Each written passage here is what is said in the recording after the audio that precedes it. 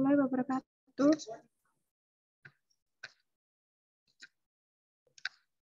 Assalamualaikum warahmatullahi wabarakatuh. Kami dari kelompok 1. Di sini kami mempresentasikan mengenai pajak penghasilan umum. Anggota kami yaitu Laili Nurfitria, saya Putri Nurfitasari, dan rekan saya Reni Ikasari. Next.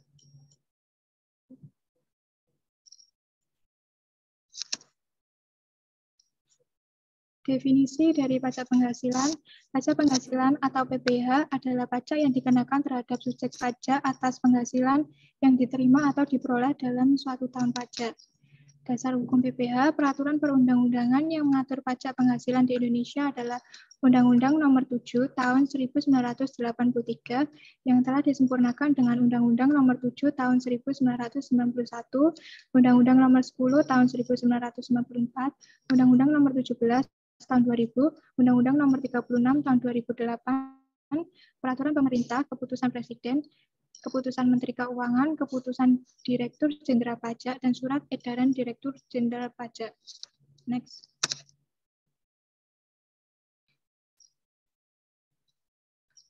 Untuk selanjutnya adalah subjek pajak.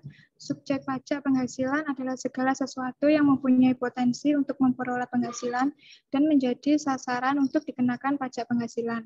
Subjek pajak akan dikenakan pajak penghasilan apabila menerima atau memperoleh penghasilan sesuai dengan peraturan perundang-undangan yang berlaku. Jika subjek pajak telah memenuhi kewajiban pajak secara objektif maupun subjektif, maka disebut wajib pajak.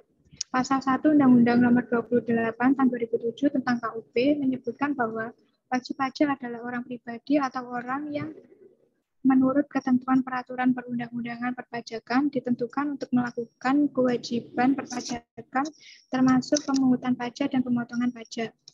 Berdasarkan pasal 2 ayat 1 Undang-Undang Nomor 36 Tahun 2008, subjek pajak dikelompokkan sebagai berikut. Yang pertama ada subjek pajak orang pribadi, yang kedua ada subjek pajak warisan yang belum terbagi sebagai satu kesatuan menggantikan yang berhak, yang ketiga ada subjek pajak badan, untuk selanjutnya yang keempat ada subjek pajak bentuk usaha tetap atau BUT. Next.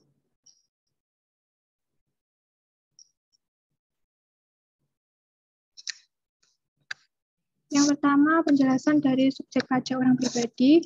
Orang pribadi sebagai subjek pajak dapat bertempat tinggal atau berada di Indonesia atau di luar Indonesia. Yang kedua adalah subjek pajak warisan yang belum terbagi sebagai satu kesatuan menggantikan yang berhak.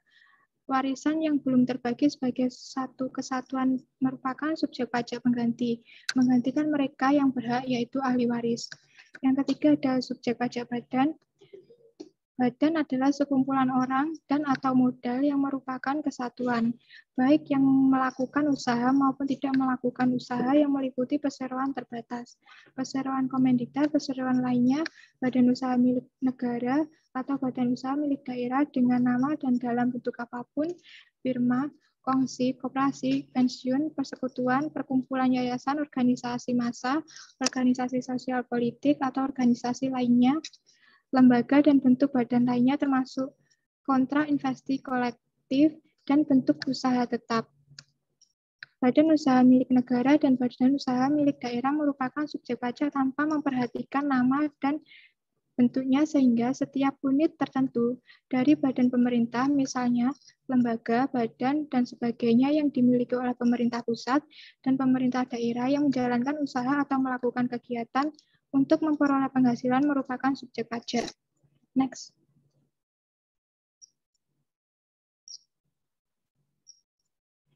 Untuk selanjutnya yang keempat adalah subjek pajak bentuk usaha tetap atau BUT.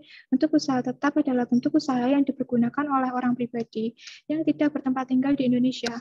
Orang pribadi yang berada di Indonesia tidak lebih dari 183 hari dalam jangka waktu 12 bulan dan badan yang tidak didirikan tidak bertempat berkedudukan di Indonesia untuk menjalankan usaha atau melakukan kegiatan di Indonesia yang dapat berupa tempat kedudukan manajemen, cabang perusahaan, kantor perwakilan, gedung kantor, pabrik, bengkel, gedung, ruang untuk promosi atau jualan, pertambangan, dan penggalian sumber alam, wilayah kerja pertambangan, minyak dan gas bumi, perikanan, peternakan, pertanian, perkebunan atau kehutanan, proyek konstruksi, instruksi atau proyeksi perakitan. Selanjutnya, pemberian jasa dalam bentuk apapun oleh pegawai atau orang lain sepanjang dilakukan lebih dari 60 hari dalam jangka waktu 12 bulan. Selanjutnya, ada orang atau badan yang bertindak selaku agen yang berkedudukan di tidak beban. Selanjutnya, agen yang pegawai dari perusahaan asuransi yang tidak didirikan dan tidak bertempat berkedudukan di Indonesia, yang menerima premi asuransi atau menanggung risiko di Indonesia. Yang terakhir adalah komputer, agen elektronik, atau peralatan otomatis yang dimiliki, disewa, digunakan oleh penyelenggara transaksi elektronik untuk menjalankan usaha melalui internet. Next.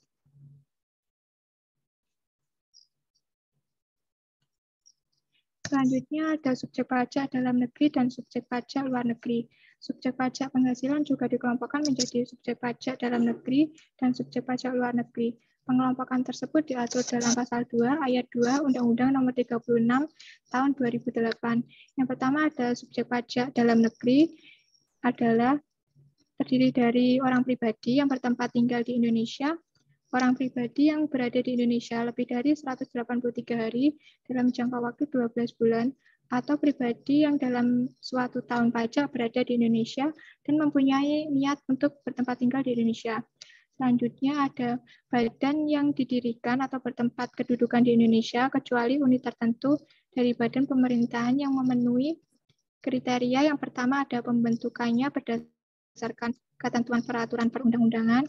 Yang kedua ada pembiayaannya bersumber dari anggaran pendapatan dan belanja negara, anggaran pendapatan dan belanja daerah.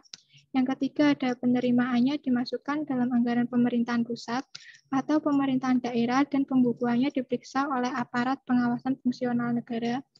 Selanjutnya ada warisan yang belum terbagi sebagai suatu kesatuan menggantikan yang terbaik.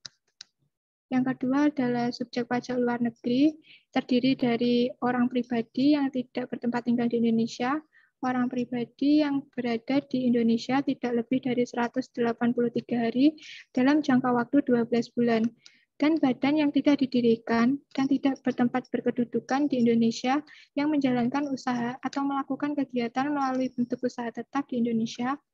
Yang kedua ada orang pribadi yang tidak bertempat tinggal di Indonesia. Orang pribadi yang berada di Indonesia tidak lebih dari 183 hari dalam jangka waktu 12 bulan, dan badan yang tidak didirikan dan tidak bertempat berkedudukan di Indonesia yang dapat menerima atau memperoleh penghasilan dari Indonesia tidak dari menjalankan usaha atau melakukan kegiatan melalui bentuk usaha tetap di Indonesia. Next.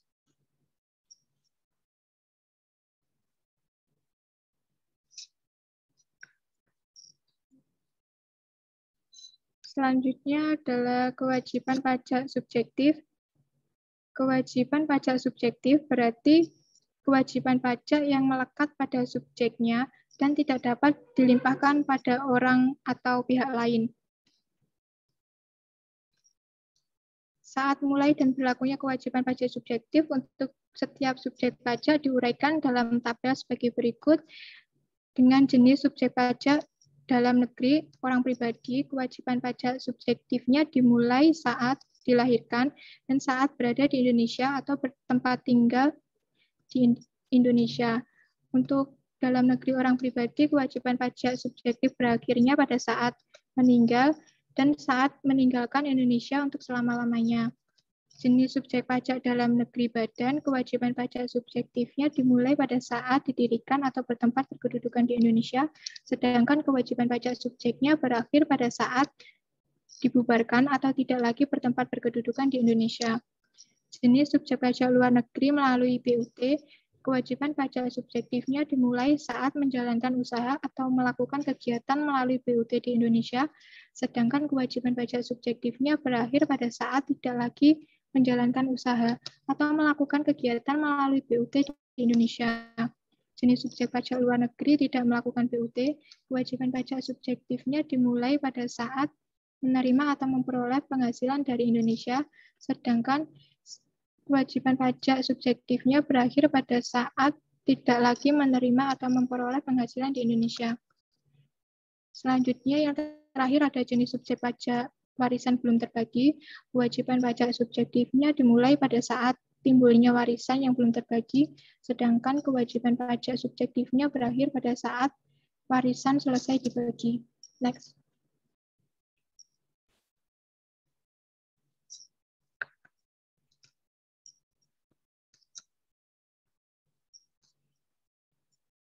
Untuk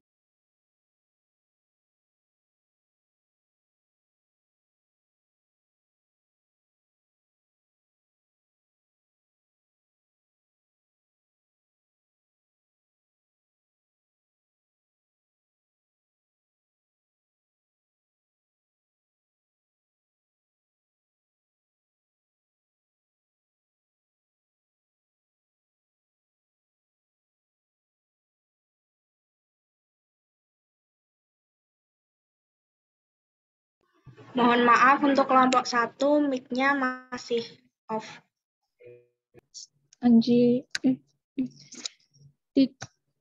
Oke, mohon maaf. Saya ulangi lagi. Yang selanjutnya ada tidak termasuk subjek pajak. Tidak termasuk subjek pajak berdasarkan pasal 2 Undang-Undang Nomor 36 Tahun 2008 adalah yang pertama, kantor perwakilan negara asing.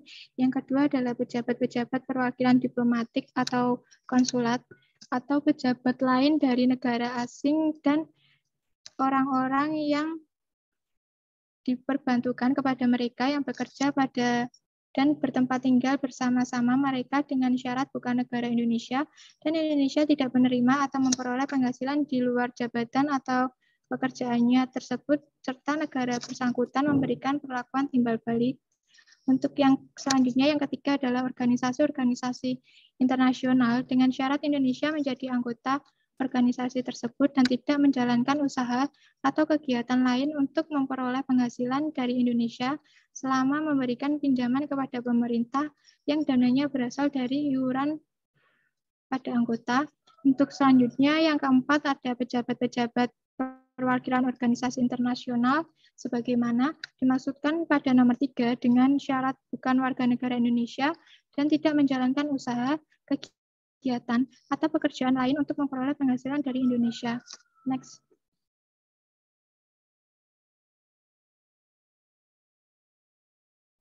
Yang kelima adalah organisasi-organisasi internasional yang berbentuk kerjasama teknik dan atas kebudayaan dengan syarat kerjasama teknik tersebut memberi manfaat pada negara pemerintah Indonesia dan tidak menjalankan usaha atau kegiatan lain untuk memperoleh penghasilan dari Indonesia.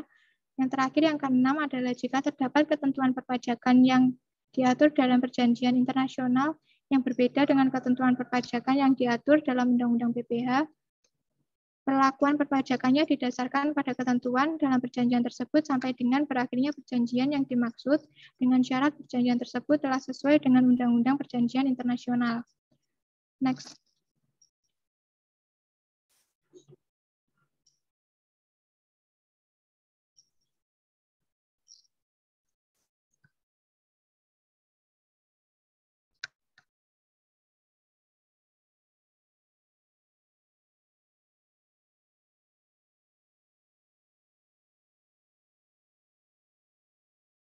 Baik, untuk selanjutnya akan dijelaskan oleh rekan saya, Laili.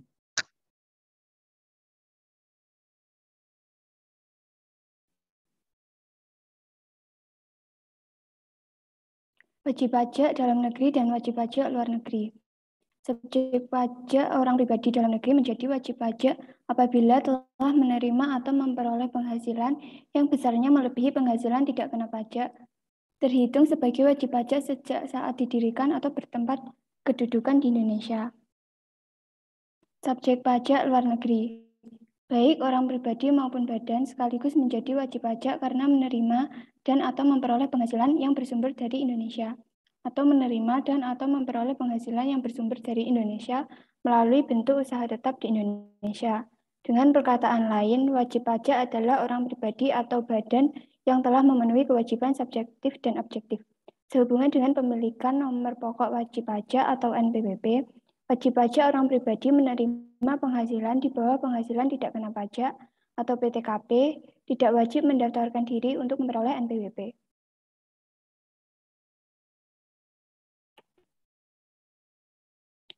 Perbedaan yang penting antara wajib pajak dalam negeri dan wajib pajak luar negeri terletak dalam pemenuhan kewajiban pajaknya, antara lain wajib pajak dalam negeri dikenai pajak atas penghasilan baik yang diterima atau diperoleh dari Indonesia maupun dari luar Indonesia.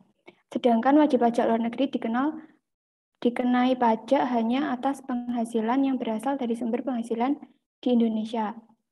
Wajib pajak dalam negeri dikenai pajak berdasarkan penghasilan neto dengan tarif umum, sedangkan wajib pajak luar negeri dikenai pajak berdasarkan penghasilan bruto dengan tarif pajak sepadan.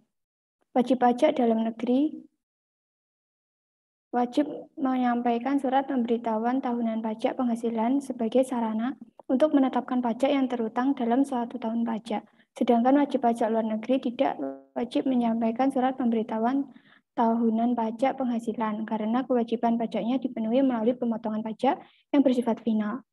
4.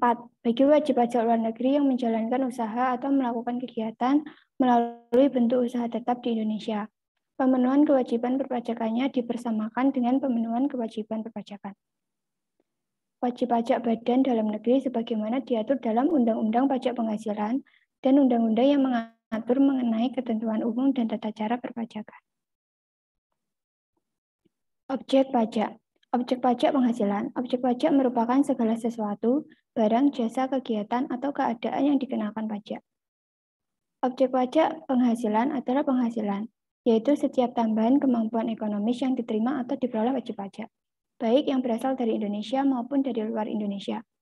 Dilihat dari mengalirnya tambahan kemampuan ekonomis kepada wajib pajak, penghasilan dapat dikelompokkan menjadi 4. Yang pertama, penghasilan dari pekerjaan dalam hubungan kerja dan pekerjaan bebas seperti gaji, honorarium, penghasilan dari praktik dokter, notaris, aktuaris, akuntan, pengacara, dan lain sebagainya. Yang kedua, penghasilan dari usaha dan kegiatan. Yang ketiga, penghasilan dari modal yang berupa aset tak gerak, ataupun seperti bunga, dividen, royalti, sewa, dan keuntungan penjualan aset atau hak yang tidak dipergunakan untuk usaha, dan penghasilan lain-lain seperti pembebasan uang dan hadiah.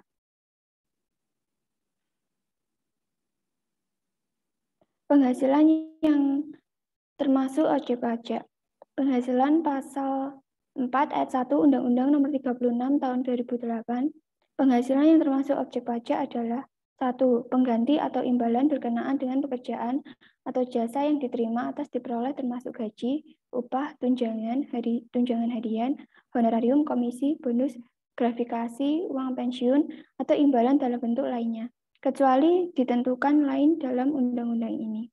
2. Hadiah dari undian atau pekerjaan atau kegiatan dan penghargaan. 3. Laba usaha. 4. Keuntungan karena penjualan atau pengalihan aset. 5. Penerimaan kembali pembayaran pajak yang telah dibebankan sebagai biaya dan pembayaran tambahan pengembalian pajak. 6. Bunga termasuk premium, diskonto, dan imbalan karena jaminan pengembalian hutang. 7. Dividen dengan nama dan dalam bentuk apapun, termasuk dividen dari perusahaan asuransi kepada pemegang polis dan pembagian sisa hasil usaha koperasi. 8. Royalti atau imbalan atas penggunaan hak. 9. Sewa dan penghasilan lain sehubungan dengan penggunaan aset. 10. Penerimaan atau perolehan pembayaran berkala. 11. Keuntungan pembebasan utang kecuali hingga jumlah yang ditetapkan aturan pemerintah. 12. Keuntungan selisih kurs mata uang asing. 13. Selisih lebih karena penilaian kembali aset. 14. Premi asuransi. 15. Iuran yang diperoleh dari anggota yang terdiri atas wajib pajak yang menjalankan usaha atau pekerjaan bebas. 16. Tambahan kekayaan neto yang berasal dari penghasilan yang belum dikenakan pajak. 17. Penghasilan dari usaha berbasis syariah. 18. Imbalan bunga sebagaimana dimaksud dalam undang-undang yang mengenal ketentuan umum dan tata cara perpajakan. 19. Surplus Bank Indonesia. Selanjutnya, penghasilan yang PPh-nya bersifat final. Berdasarkan pasal 4 ayat 2 Undang-Undang Pajak Penghasilan, penghasilan berikut ini termasuk penghasilan yang dikenakan PPh bersifat final. 1. Penghasilan bunga deposito dan lainnya. bunga obligasi dan surat utang negara, dan bunga simpanan yang dibayarkan oleh koperasi kepada anggota koperasi orang pribadi. 2. Penghasilan berupa hadiah. 3. Penghasilan dari transaksi saham dan sekuritas lainnya. Transaksi derivatif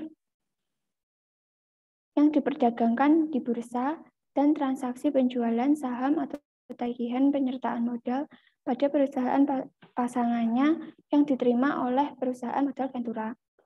4. Penghasilan dari transaksi pengalihan aset berupa tanah dan atau bangunan, usaha jasa konstruksi, usaha real estate, dan persewaan tanah atau bangunan. 5. Penghasilan tertentu lainnya yang diatur dalam peraturan pemerintah, keputusan Menteri Keuangan, dan peraturan perundang-undangan perpajakan lainnya. Objek pajak penghasilan bentuk usaha tetap. Berdasarkan Pasal 5 Undang-Undang Nomor 36 Tahun 2008, objek pajak bentuk usaha tetap adalah 1. Penghasilan dari usaha atau kegiatan bentuk usaha tersebut dan dari usaha yang dimiliki atau dikuasai oleh bentuk usaha tetap. 2. Penghasilan kantor pusat dari usaha atau kegiatan penjualan barang dan pemberi jasa di Indonesia yang sejenis dengan yang dijalankan atau yang dilakukan bentuk usaha tetap di Indonesia. 3. Penghasilan sebagaimana tersebut dalam Pasal 26 yang diterima atau diperoleh oleh kantor pusat sepanjang terdapat hubungan efektif antara bentuk usaha tetap dan aset atau kegiatan yang memberikan penghasilan tersebut. Non-objek pajak. Penghasilan tidak termasuk objek pajak. Berdasarkan Pasal 4 Ayat 3 Undang-Undang Nomor 36 Tahun 2008, penghasilan yang tidak termasuk objek pajak adalah 1. Bantuan atau sumbangan termasuk zakat yang diterima oleh Badan Amil Zakat, aset hibahan yang diterima oleh keluarga saudara dalam garis keturunan lurus 1 derajat, badan keagamaan, badan pendidikan, badan sosial termasuk yayasan, koperasi atau orang pribadi yang menjalankan usaha mikro dan kecil. 2. Warisan.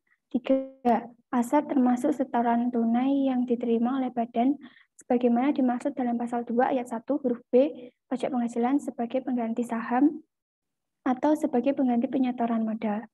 4. Penggantian imbalan sehubungan dengan pekerjaan atau jasa yang diterima atau diperoleh dalam bentuk natura atau kenikmatan dari wajib pajak atau pemerintah. 5. Pembayaran dari perusahaan asuransi kepada orang pribadi sehubungan dengan asuransi kesehatan, asuransi kecelakaan, asuransi jiwa, asuransi guna, dan asuransi beasiswa. 6. Dividen atau bagian laba yang diterima atau diperoleh perseroan terbatas sebagai wajib pajak dalam negeri, koperasi, BUMN, atau badan usaha milik daerah. Iuran yang diterima atau diperoleh dana pensiun yang pendiriannya telah disahkan Menteri Keuangan baik yang dibayar oleh pemberi kerja maupun pegawai. 8. Penghasilan dari modal yang ditanamkan oleh dana pensiun. 9. Bagian laba yang diterima atau diperoleh anggota dari perseroan komanditer yang modalnya tidak terbagi atas saham-saham, persekutuan, perkumpulan, firma, dan kongsi termasuk pemegang unit penyertaan kontrak investasi kolektif. 10. Penghasilan yang diterima atau diperoleh perusahaan modal Ventura berupa bagian laba dari badan pasangan usaha yang didirikan dan menjalankan usaha atau kegiatan di Indonesia. 11. Beasiswa yang memenuhi persyaratan tertentu yang ketentuannya diatur lebih lanjut dengan atau berdasarkan peraturan Menteri Keuangan. 12. Sisa lebih yang diterima atau diperoleh badan atau lembaga nirlaba yang bergerak dalam bidang pendidikan atau bidang penelitian dan pengembangan. 13. Bantuan atau santunan yang dibayarkan oleh badan penyelenggara jaminan sosial kepada wajib pajak tertentu.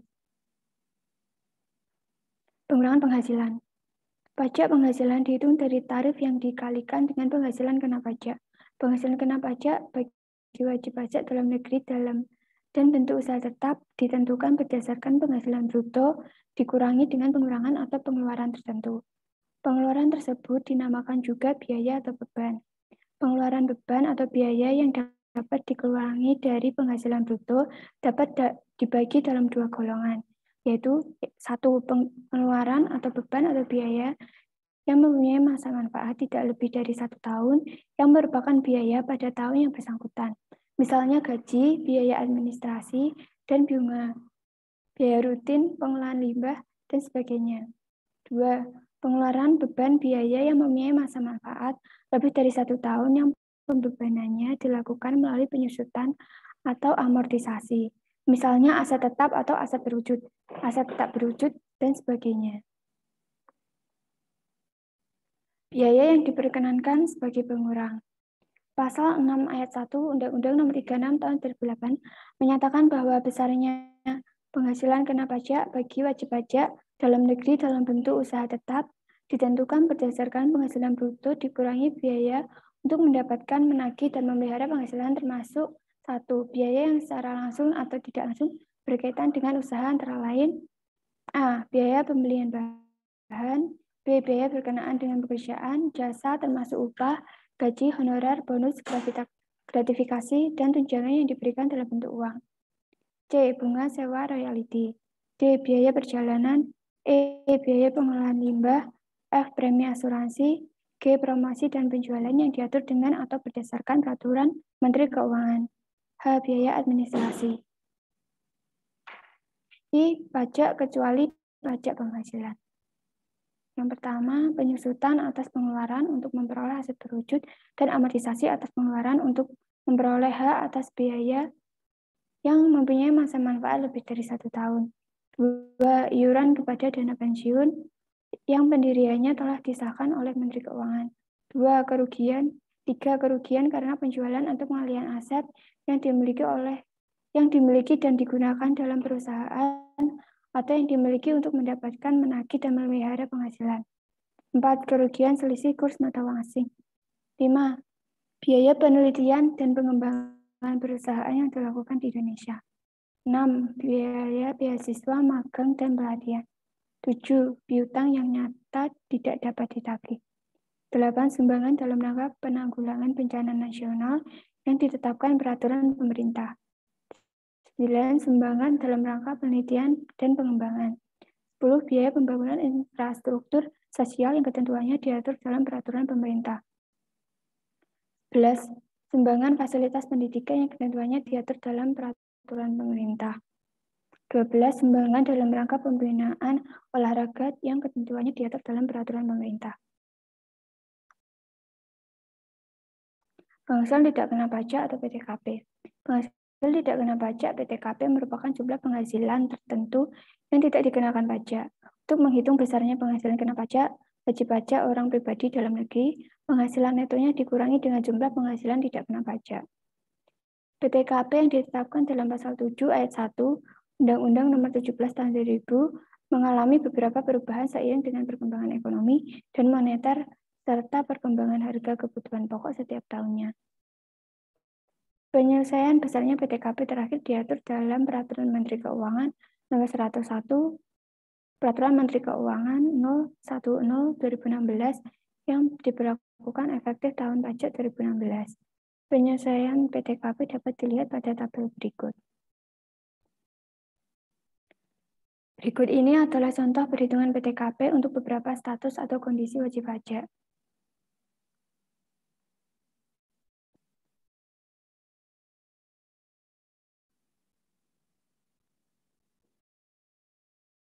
Selanjutnya, presentasi akan diteruskan oleh teman saya, Reni. Baiklah, saya akan melanjutkan presentasi berikutnya. Tarif pajak. Tarif pajak adalah persentase tertentu yang digunakan untuk menghitung besarnya PPh. Tarif PPh yang berlaku di Indonesia dikelompokkan menjadi 2, yaitu tarif umum. Tarif umum yang diatur dalam pasal 17 Undang-Undang PPh yang tertuang dalam Undang-Undang Nomor 7 Tahun 1983. Yang sebagaimana diubah beberapa kali dan terakhir adalah dalam Undang-Undang Nomor 36 Tahun 2008. Sistem penerapan tentatif pajak penghasilan sesuai dengan pasal 17 Undang-Undang PPh dibagi menjadi 2, yaitu wajib pajak orang pribadi dalam negeri. Berikut ini adalah tarif dari wajib pajak orang pribadi dalam negeri. Kemudian adalah wajib pajak dalam negeri, badan dan bentuk usaha tetap. Berdasarkan SE nomor SE 66 PJ 2010, penerapan tarif umum bagi wajib pajak badan selanjutnya dibedakan menjadi 3, yaitu tarif 12,5%, bagi wajib pajak badan dengan peredaran bruto tidak melebihi jumlah 4.800.000.000 rupiah. Next.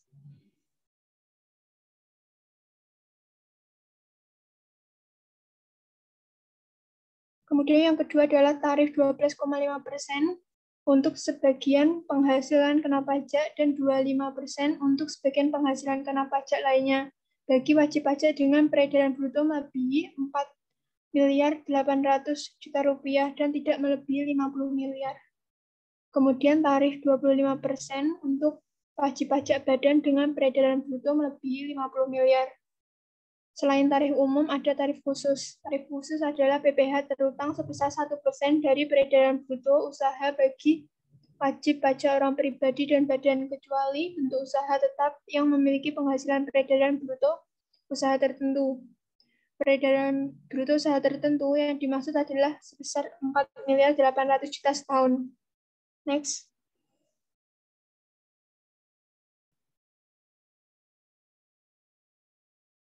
Penghasilan kena pajak. Besarnya penghasilan kena pajak bagi wajib pajak dalam negeri dalam bentuk usaha tetap ditentukan berdasarkan penghasilan bruto dikurangi biaya untuk mendapatkan, menagihkan, dan memelihara penghasilan. Penentuan penghasilan kena pajak dikelompokkan menjadi 5, yaitu wajib pajak orang pribadi dan badan yang memiliki peredaran tarif 0,5%. Yang kedua, wajib pajak orang pribadi menggunakan norma perhitungan tarif pasal 17 Undang-Undang PPh ayat 1 huruf A Undang-Undang PPh. Yang ketiga, wajib pajak orang pribadi penyelenggara pembukuan tarif pasal 17 Undang-Undang PPh ayat 1 huruf A Undang-Undang PPh. Yang keempat, wajib pajak badan dalam negeri yang menyelenggarakan pembukuan yang dikenakan pada tarif pasal 31E Undang-Undang PPh. Yang kelima, wajib pajak bentuk usaha tetap yang dikenakan tarif pasal 17 ayat 1 huruf B Undang-Undang PPh. Next.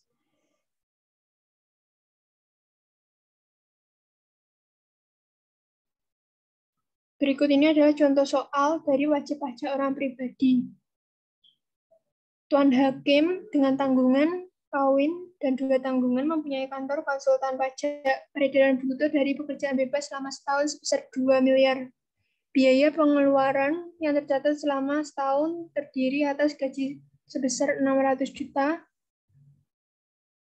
Biaya atau pengeluaran lain-lain diantaranya sewa kantor, biaya transportasi, dan lainnya sebesar 500 juta. Penghasilan neto dari pekerjaan sebagai pegawai tetap di Universitas Pancasila sebesar 120 juta setahun. Penjelasannya adalah WP Hakim adalah WP orang pribadi dengan peredaran usaha tidak melebihi 4,8 miliar, tetapi memperoleh penghasilan dari pekerjaan bebas. Maka perhitungannya, peredaran bruto pekerja bebas adalah 2 miliar, dan penghasilan netonya dikalikan dengan 35% menghasilkan 700 juta.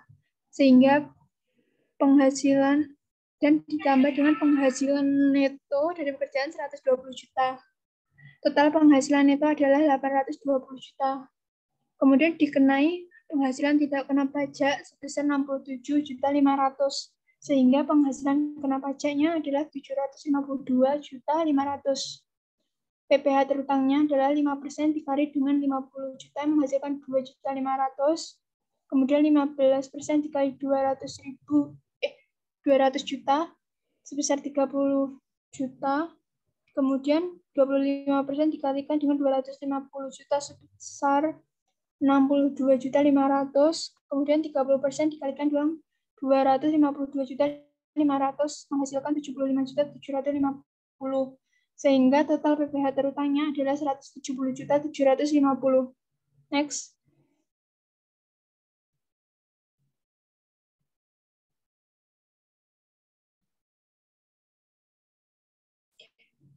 Yang kedua adalah contoh dari wajib pajak dalam negeri yang menyelenggarakan pembukuan.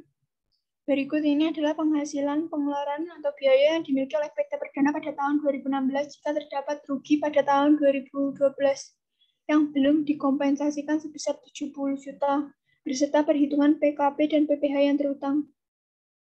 Dari data didapatkan penjualan sebesar 7 miliar, kemudian biaya untuk menagih dan memelihara penghasilan sebesar 6.400 juta. Kemudian laba usaha atau penghasilan netonya adalah 600 juta. Kemudian penghasilan dari luar usaha adalah 100 juta. Total penghasilan netonya adalah 700 juta. Kemudian sisa rugi yang dikompensasikan adalah 70 juta yang nantinya dikurangi dengan total penghasilan neto yang menghasilkan kena pajak adalah 630 juta. Perhitungan penghasilan kena pajak sebagai penentuan tarif. Yang pertama, jumlah penghasilan kena pajak dari bagian peredaran bruto yang diperoleh fasilitas penggunaan tarif adalah 4.800 juta dibagi dengan 7 miliar dikalikan dengan 630 juta menghasilkan 432 juta. Kemudian jumlah penghasilan kena pajak dari peredaran usaha yang tidak memperoleh fasilitas pengurangan tarif adalah 630 juta dikurangi dengan 432 juta yang menghasilkan 198 juta. PPh terutangnya yaitu 50% dikali dengan 25%, kemudian dikalikan dengan 432 juta yang menghasilkan 54 juta.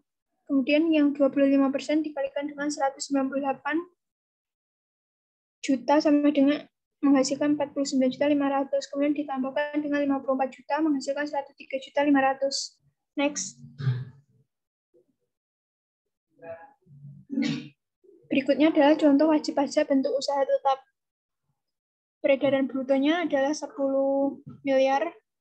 Kemudian biaya untuk menagih, mendapatkan dan memelihara penghasilannya sebesar 8 miliar. Sehingga penghasilan netonya adalah 2 miliar. Kemudian penghasilan bunganya 50 juta. Terus penjualan langsung barang dan jenisnya adalah 2 juta. Yang dikurangi dengan biaya untuk mendapatkan dan menagih dan memelihara adalah sebesar 1.500.000. Yang menghasilkan 500 juta. Kemudian dividen yang diterima oleh kantor pusat mempunyai hubungan efektif yaitu sebesar 1 miliar. Sehingga totalnya adalah 3.550 juta. Biaya menurut pasal 5 ayat 3 adalah 450 juta. Sehingga penghasilan kena pajaknya adalah 3.100 juta. PPh terutangnya adalah 25% dikali dengan 3.100 juta adalah 775 juta. Next.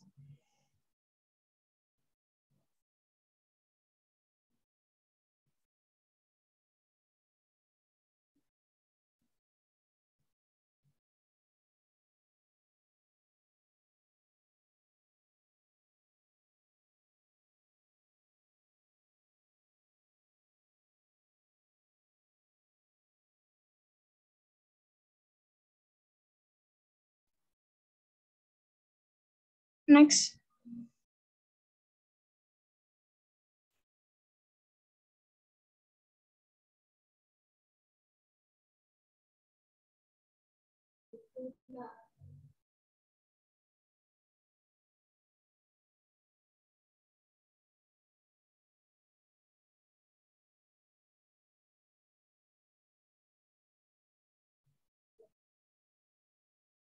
Kemudian penghitungan wajib pajak dalam negeri yang menyelenggarakan pembukuan. Next.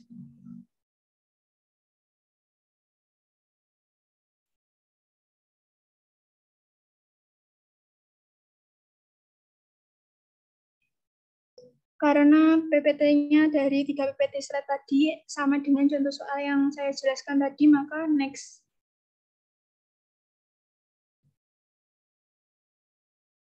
Pelunasan pajak penghasilan. Pelunasan pajak penghasilan dalam tahun berjalan dapat dilakukan dengan 2 cara, yaitu yang pertama, pelunasan pajak dalam tahun berjalan melalui pihak lain. Adalah yang A, pemotongan pajak penghasilan oleh pihak lain atas penghasilan berupa gaji, upah, honorarium, tunjangan, dan pembayaran lain dengan nama dan dalam bentuk apapun sehubungan dengan pekerjaan atau jabatan, jasa, dan kegiatan yang dilakukan oleh wajib pajak orang pribadi dalam negeri. Sebagaimana dimaksudkan dalam pasal 21 ayat 1 Undang-Undang Pajak Penghasilan terutang pada akhir bulan. Dilakukan pembayaran atau pada akhir bulan tentangnya terutangnya penghasilan yang bersangkutan tergantung peristiwa yang terjadi terlebih dahulu. B. Pemungutan pajak penghasilan oleh pihak badan pemerintah berkenaan dengan pembayaran atas penyerahan barang dan badan tertentu, baik badan pemerintah maupun swasta, berkenaan dengan kegiatan di bidang impor atau kegiatan usaha di bidang lain, sebagaimana dimaksudkan pasal 22 ayat 1 Undang-Undang Pajak Penghasilan terutang pada saat pembayaran kecuali ditetapkan lain oleh Menteri Keuangan.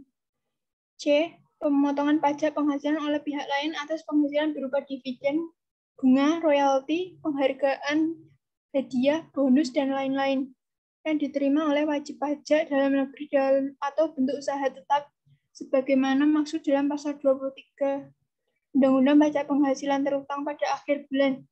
Dilakukannya pembayaran atau akhir bulan terutang penghasilan yang bersangkutan tergantung peristiwa yang terjadi terlebih dahulu. D. Pemotongan pajak atas penghasilan yang diterima oleh wajib pajak luar negeri selain bentuk usaha tetap sebagaimana dimaksudkan dalam pasal 26 ayat 1 dan ayat 2 Undang-Undang PPh terutang pada akhir bulan dilakukan pembayaran atau akhir bulan terutangnya penghasilan yang bersangkutan tergantung peristiwa yang terjadi terlebih dahulu. E. Pelunasan pajak atas penghasilan tertentu seperti bunga deposito dan simpanan lain di bank, hadiah undian, transaksi saham, dan sekuritas lain sebagainya yang diatur tersendiri dengan peraturan pemerintah pada pasal 4 ayat 2 Undang-Undang Pajak. Next.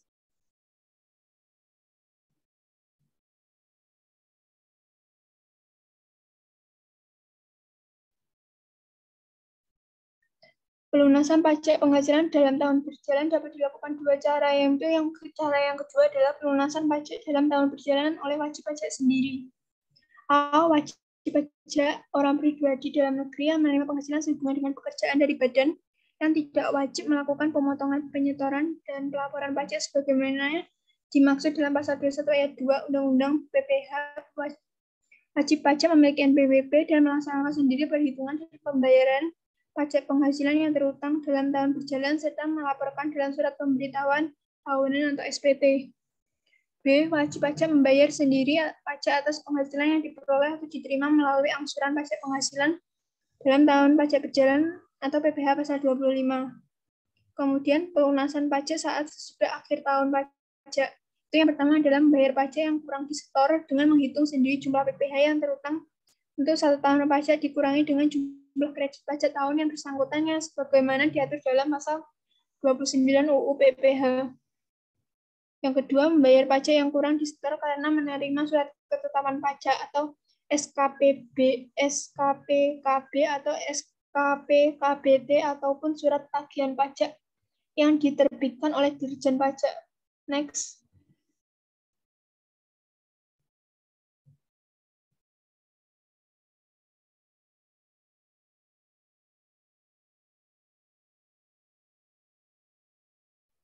Kemudian adalah harga perolehan. Harga perolehan dihitung dari harga beli ditambah dengan biaya-biaya yang dikeluarkan sampai aset tersebut siap digunakan. Jika aset berwujud dibangun atau dibuat sendiri, maka harga perolehan merupakan akumulasi pembelian material, tenaga kerja, dan overhead pabrik. Jika perolehan aset dipengaruhi oleh hubungan istimewa, maka nilai atau harga perolehan aset tersebut ditentukan secara berbeda. Penilaian dalam hubungan istimewa tersebut meliputi penilaian dalam hal jual beli aset, penilaian dalam hal tukar-menukar, pengalihan aset dalam rangka pengembangan usaha, penilaian karena hibah, bantuan, dan sumbangan, dan kemudian adalah pengalihan aset sebagai pengganti saham. Penyusutan, pengeluaran untuk memperoleh aset berwujud yang mempunyai masa manfaat lebih dari 1 tahun harus dibebankan sebagai biaya untuk mendapatkan, menagih, dan memelihara penghasilan dengan cara mengalokasikan pengeluaran tersebut selama masa manfaat aset yang bersangkutan melalui penyusutan atau depresiasi. Beberapa hal yang perlu diperhatikan dalam menentukan besarnya biaya penyusutan adalah saat dimulainya penyusutan, metode penyusutan, kelompok masa manfaat dan tarif penyusutan, dan harga perolehan.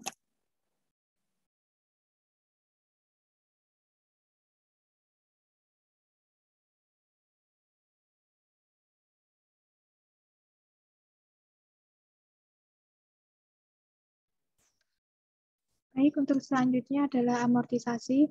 Penyusutan atau amortisasi untuk penanaman modal bidang tertentu.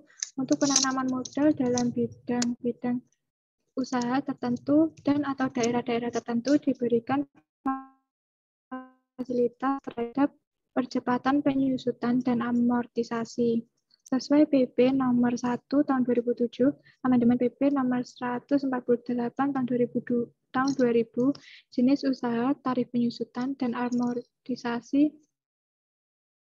yang dipercepat adalah yang pertama jenis industri terdiri atas industri makanan lainnya yang terdiri dari tekstil dan pakaian jadi, bubur kertas, kertas dan karton, dan lain-lain. Fasilitas tersebut hanya akan diberikan kepada wajib pajak dalam negeri berbentuk perseroan terbatas dan koperasi. Next. Yang kedua ada tarif penyusutan dan amortisasi dipercepat. Dapat dilihat pada tabel berikut. Kelompok aset tetap berwujud kelompok 1 bangunan.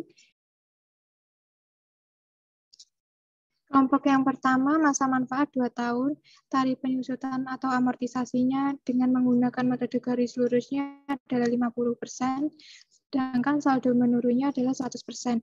Yang kedua ada kelompok kedua, dengan masa manfaat menjadi 4 tahun, metode garis lurusnya adalah 25% dan tarif saldo menurunnya adalah 50%. Untuk yang selanjutnya adalah kelompok 3, dengan masa manfaat menjadi 6 tahun, tarif penyusutan menggunakan garis lurusnya adalah 16,67% dan tarif penyusutan menggunakan saldo menurunnya adalah 33,33%. Selanjutnya kelompok keempat, masa manfaatnya menjadi 8 tahun dengan tarif penyusutan atau amortisasi garis lurusnya adalah 12,5%, sedangkan tarif penyusutan atau amortisasi saldo menurunnya adalah 25%. Selanjutnya kelompok aset tetap berwujud bangunan terdiri dari permanen dan tidak permanen. Yang permanen masa manfaatnya menjadi 10 tahun, tarif penyusutan atau amortisasi garis lurusnya adalah 10%. Yang kedua ada tidak permanen dengan masa manfaat menjadi 5 tahun dan tarif penyusutan atau amortisasi garis lurusnya adalah 20%. Pengeluaran-pengeluaran untuk memperoleh aset tak berwujud dan pengeluaran lainnya termasuk perpanjangan hak-hak atas tanah yang mempunyai masa manfaat lebih dari 1 tahun diamortisasi dengan menggunakan metode garis lurus atau straight line method maupun metode saldo menurun atau declining balance method. Dalam metode saldo menurun, nilai buku aset tak berwujud atau hak-hak tersebut diamortisasi sekaligus. Yang selanjutnya ada pada akhir masa manfaat pengelompokan aset tak berwujud, masa manfaat, dan tarif amortisasi dapat dilihat pada tabel sebagai berikut. Next.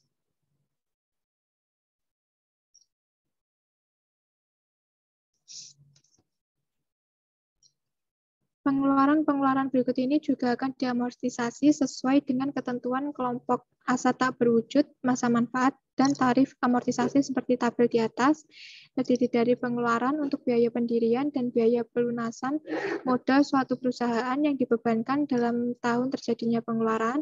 Selanjutnya ada pengeluaran yang dilakukan sebelum operasi komersial yang mempunyai masa manfaat lebih dari 1 tahun seperti biaya studi kelayakan dan biaya produksi percobaan. Sedangkan biaya operasionalnya yang bersifat rutin seperti rekening listrik dan telepon, gaji pegawai, dan biaya kantor lainnya tidak boleh dikapitalisasi, tetapi dibebankan sekaligus pada tahun pengeluaran. Next. Untuk selanjutnya adalah pelepasan aktiva. PPN pasal 16D menurut UU PPN tahun 1994 dari historisnya pengenaan PPN atas aktiva bekas mulai diperkenalkan saat UU PPN 1994 berlaku. Dalam Undang-Undang PPN 1994, aktiva bekas ini disilakan dengan aktiva yang menurut tujuan semula tidak untuk diperjualbelikan. Dalam pasal 16D Undang-Undang PPN 1994 dikatakan bahwa PPN dikenakan atas penyerahan aktiva oleh PKP yang menurut tujuannya semula aktiva tersebut tidak untuk diperjualbelikan sepanjang PPN yang dibayarkan pada saat diperolehnya dapat dikreditkan. Dari kalimat tersebut dapat dilihat bahwa ada 3 syarat pengenaan PPN pasal 16D pada masa itu. Yang pertama, aktiva yang diserahkan atau dijual atau dialihkan kepada pihak lain adalah aktiva yang menurut tujuan semula dibeli tetapi tidak untuk diperjualbelikan. Banyak orang menyebutnya dengan istilah non-inventory asset atau aktiva selain misalnya inventaris kantor, kendaraan dinas, mesin pabrik, dan lain sebagainya. Tetapi karena sudah rusak atau dengan alasan lain, seperti ingin mengganti dengan yang baru, maka inventaris kantor yang lama kemudian dijual atau diserahkan pada pihak lain. Yang kedua, pihak yang menyerahkan. Pengusaha yang melakukan penyerahan aktiva bekas sudah dikukuhkan sebagai PKP. Artinya jika penyerahan aktiva bekas dilakukan oleh pengusaha yang belum dikukuhkan sebagai PKP atau non-PKP, maka atas penyerahan aktiva bekas tersebut tidak terutang PPN pasal 16D. Ketiga, pajak masukan atas perolehan aktiva. Dalam pasal 16D Undang-Undang PPN 1994 ada kalimat, sepanjang pajak bertambah nilai yang dibayar pada saat perolehannya dapat dikreditkan. PPN yang dimaksud di sini adalah pajak masukan yang sudah dibayar PKP saat memperoleh aktiva tersebut. Baik menurut Undang-Undang PPN pajak, masukan itu dapat dikreditkan atau tidak. Jika dapat dikreditkan, maka sepanjang kedua syarat di atas terpenuhi, atas penyerahan aktiva bekas yang dilakukan terutang PPN pasal 16D.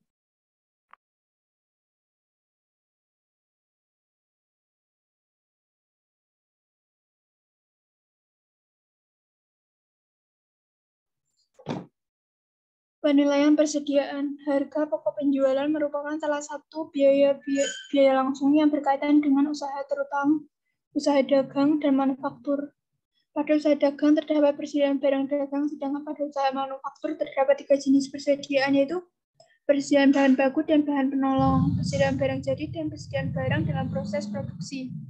Persediaan perlengkapan atau bahan habis pakai tidak termasuk dalam pembahasan ini. Penilaian persediaan barang didasarkan pada harga perolehan. Penilaian pemakaian persediaan untuk menghitung harga pokok penjualan hanya boleh dilakukan dengan 2 cara, yaitu metode rata-rata dan metode masuk pertama, keluar pertama. Contohnya, persediaan awal adalah 100 unit dengan harga per unit adalah Rp9. Kemudian pembeliannya adalah 100 unit dengan harga per unitnya adalah Rp12. Kemudian yang ketiga adalah pembelian 100 unit dengan harga per unitnya 11,25. Keempat adalah penjualan atau yang dipakai sebesar 100 unit. Kemudian penjualan yang dipakai sebesar 100 unit.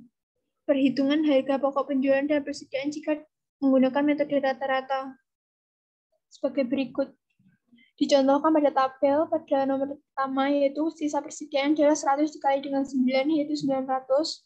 Kemudian yang kedua adalah 100 dikali dengan 12 pada sebesar 1.200, sehingga sisa persediaan adalah 200 dikali dengan 10,50 sama dengan 2.100. Yang ketiga adalah 100 dikali 11,25, yaitu Rp1.125, hingga sisa persediaan adalah 300 dikali dengan 10,75, yaitu 3.225.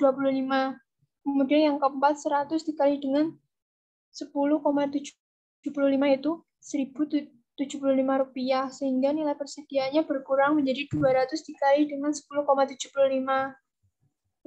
Totalnya adalah 2.150. Kemudian pada nomor 5, 100 dikali 10,75, sehingga totalnya adalah Rp1.075, sehingga sisa persediaannya berkurang menjadi 100 dikali dengan 10,75, yaitu Rp1.075. Besar harga pokok penjualan dengan metode rata-rata adalah Rp2.150, sedangkan nilai persediaan adalah Rp1.075.000. Next. Berikut ini perhitungan beban pokok penjualan dan nilai persediaan menggunakan metode FIFO. Perbedaannya dengan metode rata-rata yaitu pada nomor 2, sisa persediaan dikalikan dengan masing-masing itu 100 dikali dengan 9, 900, 100 dikali dengan 12 rupiah yaitu 1.200. Tidak digabung secara langsung. Kemudian yang ketiga, pada nilai sisa ditambah dengan 100 dikali dengan 11,25 sehingga menghasilkan total 1.125. Kemudian pada saat penjualan, maka yang dijual pertama adalah persediaan yang 100 dikali dengan 9 rupiah, yaitu 900, sehingga sisa persediaannya yaitu 100 dikali dengan 12 rupiah, yaitu 1.200, dan 100 dikali 11,25 yaitu 1.125.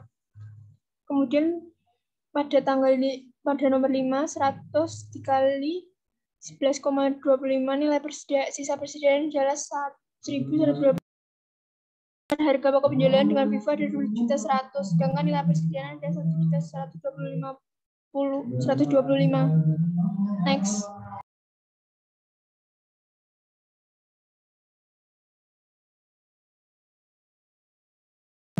Sekian presentasi dari kami. Bila ada pertanyaan dapat diajukan.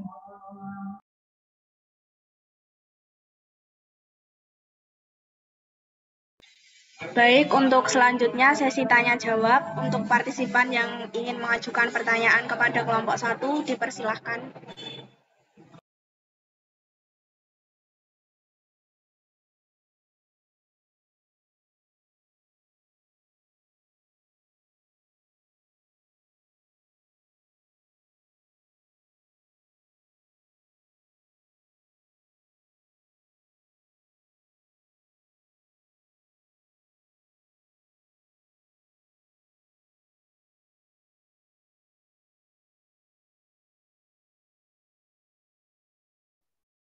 Izin bertanya.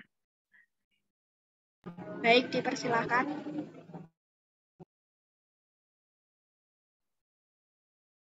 Bagaimana jika ada WNI yang bekerja di luar negeri, memiliki harta di luar negeri dan juga di dalam negeri, dan juga dia memiliki NPWP, namun berada dan bekerja di luar negeri lebih dari 183 hari. Bagaimana perhitungan pajak penghasilannya?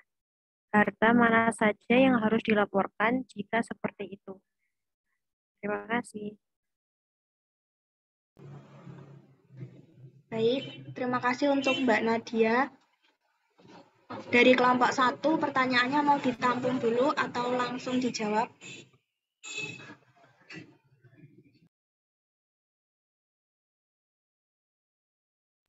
Ditampung terlebih dahulu. Baik, untuk pertanyaan selanjutnya, dipersilahkan. Izin bertanya.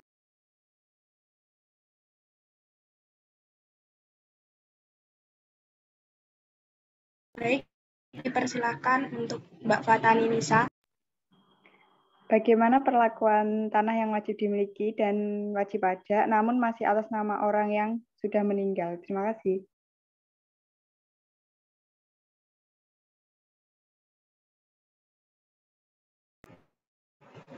Baik, untuk pertanyaan selanjutnya, apakah ada lagi? Izin bertanya. Saya izin bertanya.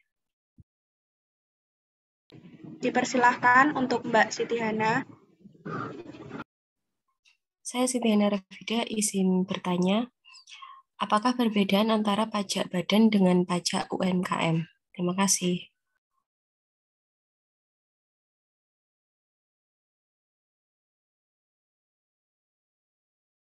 Baik, untuk pertanyaan selanjutnya, apakah ada lagi? Izin bertanya.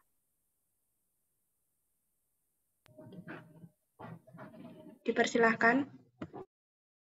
Apakah UMKM boleh menggunakan tarif pajak umum? Terima kasih.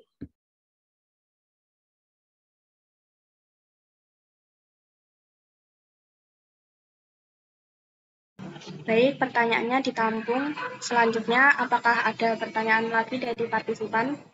Saya izin bertanya. Baik, dipersilahkan.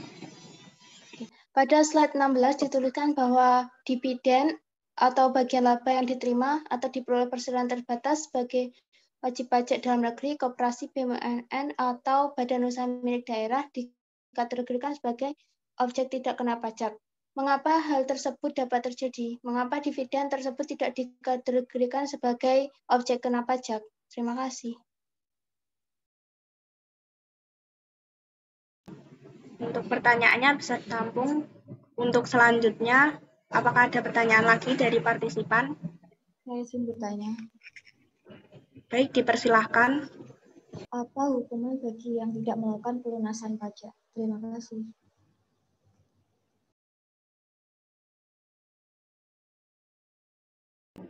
Baik, pertanyaannya ditampung. Untuk selanjutnya, apakah ada pertanyaan lagi? Izin bertanya. Baik. Bagaimana perlakuan pajak terhadap bentuk usaha tetap atau BUT? Terima kasih.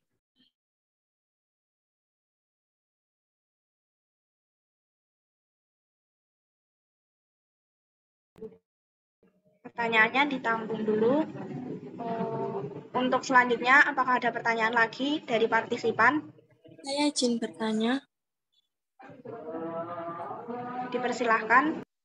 Oke, saya Dita Wahyu Arianti izin bertanya, bagaimana perbedaan SPT 1770S dan 1770 SS? Terima kasih.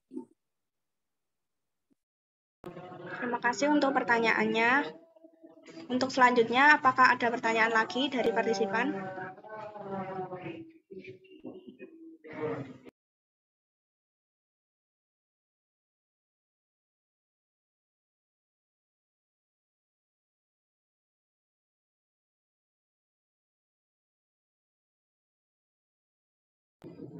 Jika sudah tidak ada pertanyaan, dipersilahkan kelompok 1 untuk menjawab pertanyaan dari partisipan.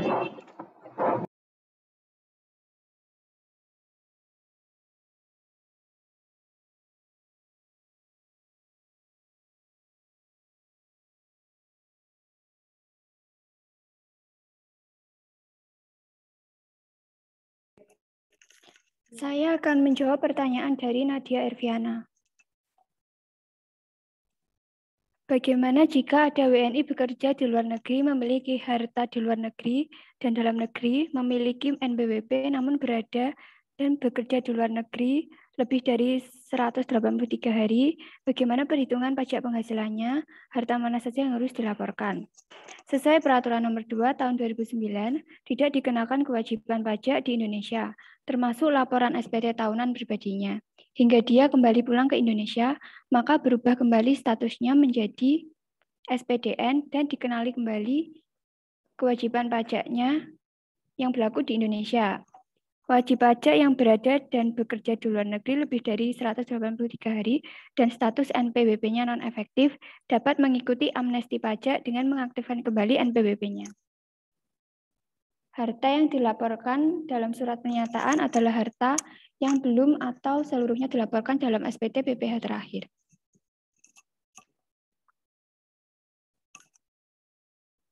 Terima kasih dari kelompok 1. Bagaimana dengan Mbak Nadia Erviana? Apakah jawaban dari kelompok 1 bisa diterima?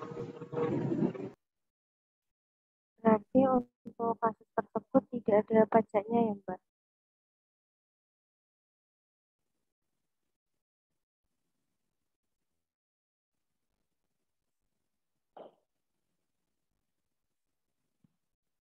Bisa diulangi? Berarti untuk pajak pada kasus tersebut tidak ada pajaknya ya? Tidak ada. Dia dikenakan pajak kembali ketika dia pulang ke Indonesia. Ya, baik. Terima kasih atas penjelasannya. Baik, untuk pertanyaan selanjutnya bagaimana kelompok 1? Dipersilahkan menjawab pertanyaan selanjutnya.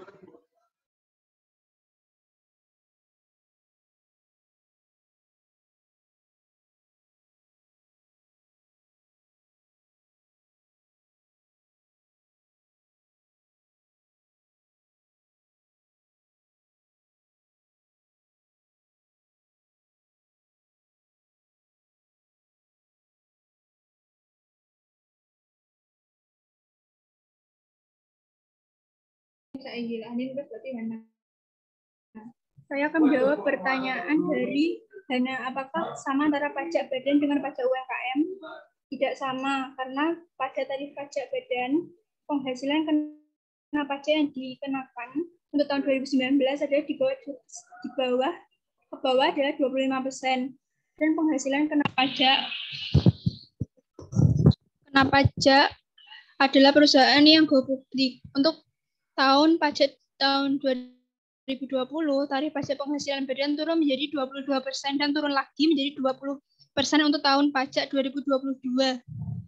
Kemudian wajib pajak badan yang berbentuk perseroan terbuka dapat menggunakan tarif lebih rendah, yaitu sebanyak 3% apabila jumlah keseluruhan saham yang disetor diperdagangkan di Bursa Efek Indonesia paling sedikit 40% dan memenuhi kriteria tertentu yang menjadi 19% pada tahun pajak 2020 dan 17% untuk tahun pajak 2021.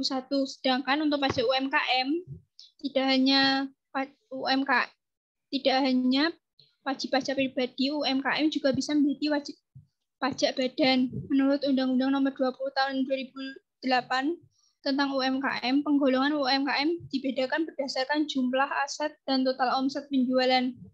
Sesuai Peraturan Pemerintah Nomor 23 Tahun 2018, UMKM dengan omset bruto di bawah 4,8 miliar setahun dapat menggunakan tarif PPh final sebesar 0,5% dari penghasilan bruto. UMKM dengan status pengusaha kena pajak atau PKP yang memiliki omset lebih 4, miliar setahun dan hanya boleh menggunakan tarif PPh normal.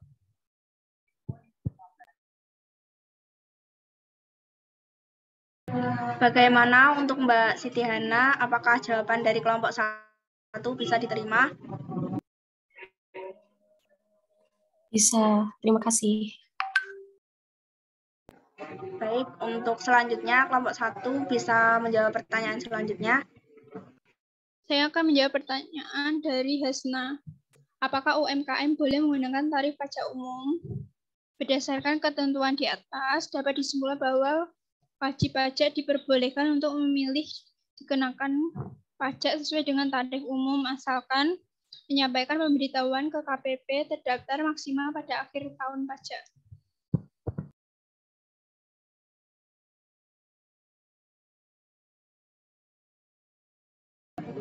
Baik, bagaimana untuk Mbak Hasna? Apakah jawaban dari kelompok 1 bisa diterima? Terima kasih. Baik, untuk kelompok 1 dipersilakan jawab pertanyaan selanjutnya. Saya akan menjawab pertanyaan dari Mbak Hanin. Bagaimana perlakuan tanah yang dimiliki wajib pajak namun masih atas nama orang yang sudah meninggal? Tanah harus dibaliknamakan sebelum tanggal 31 Desember. Jika wajib pajak ingin mendapat fasilitas pembebasan pajak penghasilan atas pengalihan tanah tersebut.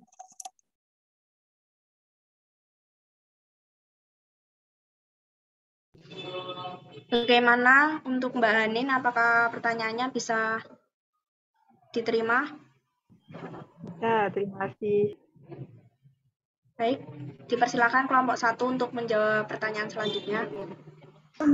Baik, saya akan menjawab pertanyaan dari Tarisa. Pertanyaannya tadi, hukum bagi yang tidak melakukan pelunasan pajak. Dalam Undang-Undang Nomor 28 Tahun 2007 tentang Ketentuan Umum Perpajakan, UU KUP, sanksi perpajakan terdiri dari sanksi administrasi dan sanksi pidana. Yang pertama, sanksi administrasi. Sanksi administrasi perpajakan terdiri dari sanksi denda, sanksi bunga, dan sanksi kenaikan. Sekian sanksi tersebut dikenakan untuk berbagai jenis pelanggaran peraturan.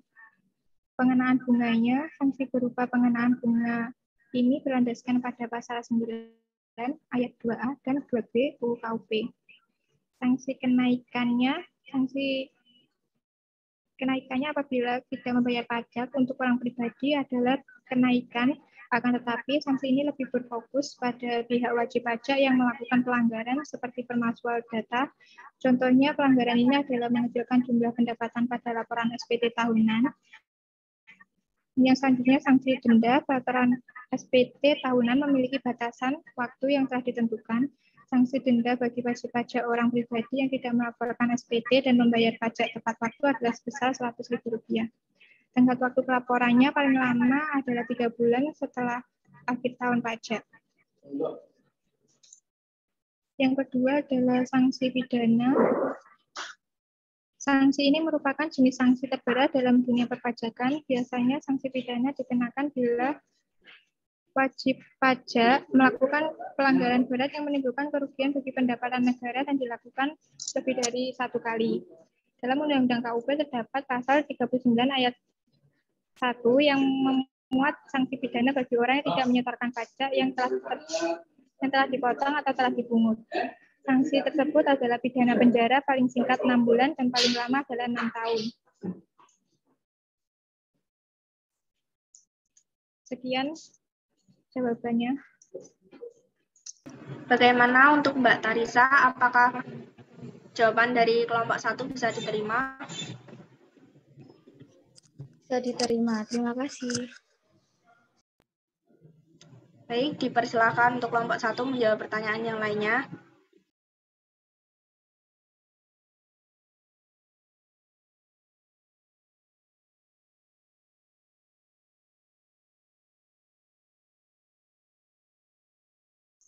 Baik, saya akan menjawab pertanyaan dari Fani.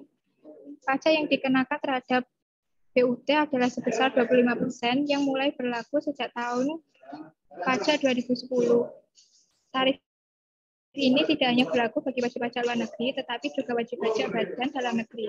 Aturan tentang tarif pajak BUT ini tertuang pada Undang-Undang Pajak Penghasilan Pasal 17 Ayat 2A.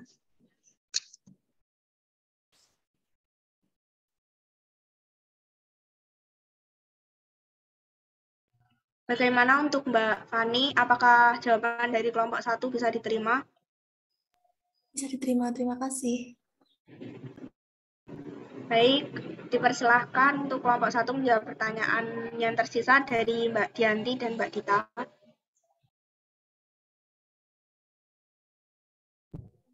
Saya akan menjawab pertanyaan dari Dita.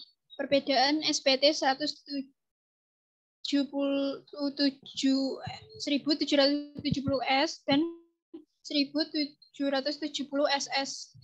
Untuk SPT 1770S adalah untuk wajib pajak dengan penghasilan di atas 60 juta, sedangkan SPT 1770SS adalah wajib pajak dengan penghasilan di bawah 60 juta.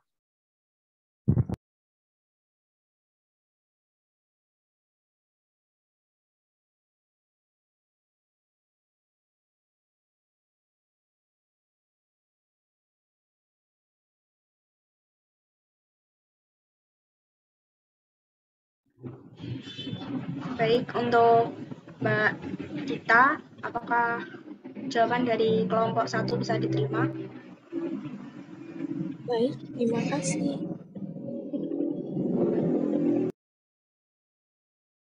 Selanjutnya untuk pertanyaan terakhir, dipersilakan kelompok 1 untuk menjawab pertanyaan dari Mbak Dianti. Baik, saya akan menjawab pertanyaan dari Dianti. Jadi dividen itu bukan merupakan objek pajak. Dividen berasal dari cadangan laba yang ditahan, seperti BUMN, PT, atau BUMD yang menerima dividen memiliki saham paling rendah yaitu sekitar 25% dari jumlah modal yang disetorkan. Melanjutkan pasal tersebut,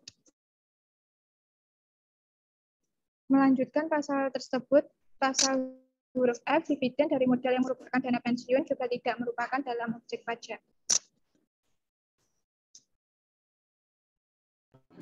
Bagaimana Mbak Dianti, apakah jawaban dari kelompok 1 bisa diterima? Baik, sudah dapat diterima. Terima kasih atas penjelasannya.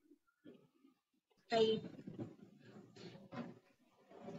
Baik, karena semua pertanyaannya sudah dibahas, maka untuk kesimpulan pertemuan hari ini saya sampaikan, yaitu Pajak penghasilan adalah pajak yang dikenakan terhadap subjek pajak atas penghasilan yang diterima atau diperolehnya dalam 1 tahun pajak. Dasar hukumnya yaitu Undang-Undang Nomor 7 Tahun 1983 yang telah disempurnakan dengan Undang-Undang Nomor 7 Tahun 1991.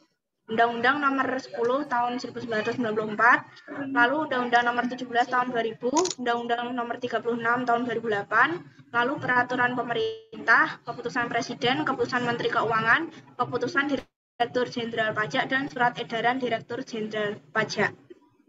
Untuk subjek pajak dikelompokkan menjadi subjek pajak orang pribadi, subjek pajak warisan yang belum terbagi sebagai satu kesatuan, menggantikan yang berhak, lalu subjek pajak badan, lalu subjek pajak bentuk usaha tetap atau BUT. Selanjutnya, kesimpulan yang selanjutnya yaitu objek pajak penghasilan merupakan segala sesuatu atau barang, jasa, kegiatan, atau keadaan yang dikenakan pajak. Objek pajak penghasilan adalah penghasilan, yaitu setiap tambahan kemampuan ekonomis yang diterima atau diperoleh wajib pajak, baik yang berasal dari Indonesia maupun dari luar Indonesia. Untuk tarif pajak merupakan persentase tertentu yang digunakan untuk menghitung besarnya PPh. Tarif PPh yang berlaku di Indonesia yaitu tarif umum dan tarif khusus. Sekian dari saya selaku moderator. Terima kasih kepada kelompok 1 yang telah menyampaikan materi serta menjawab pertanyaan, dan juga terima kasih kepada partisipan yang sudah bertanya. Sekian perkuliahan pada hari ini, semoga bermanfaat bagi kita semua. Wassalamualaikum warahmatullahi wabarakatuh. Waalaikumsalam warahmatullahi wabarakatuh.